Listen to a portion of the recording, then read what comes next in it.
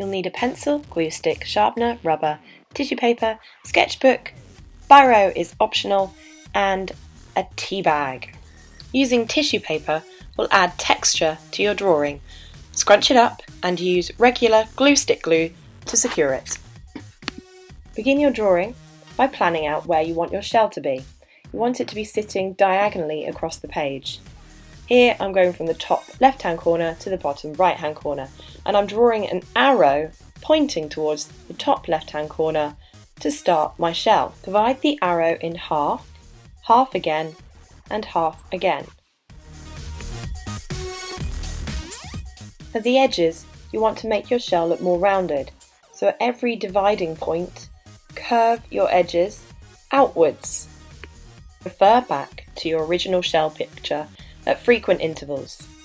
You'll need to make the lines that you've divided the top part of your shell with curved. This will make it look 3D. The bottom part of the shell is a little bit more complicated and is more of an observational drawing. Use your arrow line to determine where the curve is going to go and where the core, the inside of the shell, is going to be as well.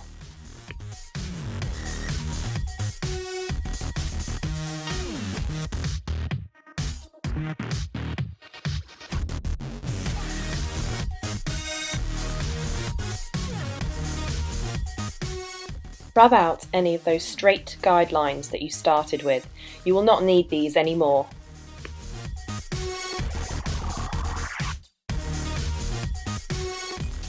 Now ready to add some tone. So thinking about contour lines, curved lines that's going to make the shell look more 3D, curving outwards and inwards and making lines darker towards the creases of the shell.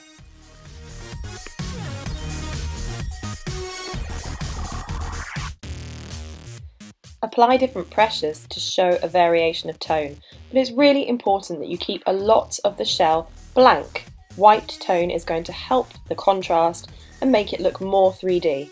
If you tone in everywhere, you will lose the contrast.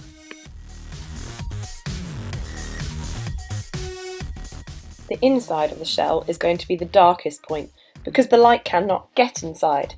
Now you'll notice I had to pull up some of the tissue paper there. Sometimes it's better just to pull it up and tone over again or stick it down more firmly. What you don't want to be doing is working on loose tissue paper, which will eventually ruin your drawing.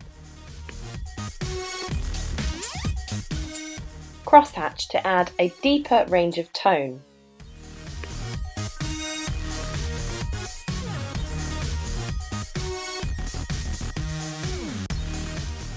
Always referring back to your original image, begin to plan out your contour lines for the larger part of the shell base. You'll see these contour lines will curve.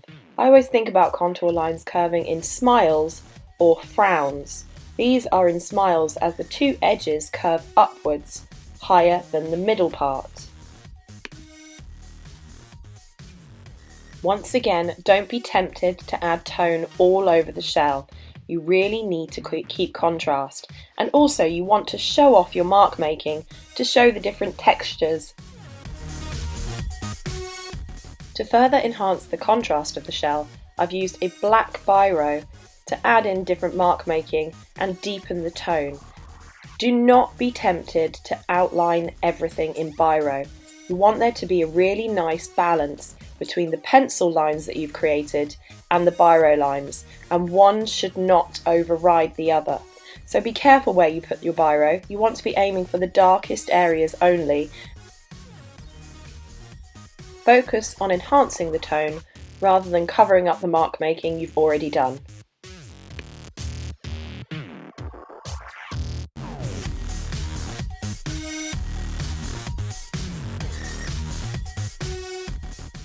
The final step is to use an old tea bag and dab on the surface of the paper. This will give a little bit of neutral colour to your shell drawing.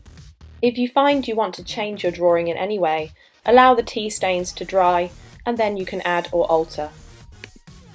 And here is your finished, simple shell drawing showing mark making, texture, tone and detail. Happy drawing everybody!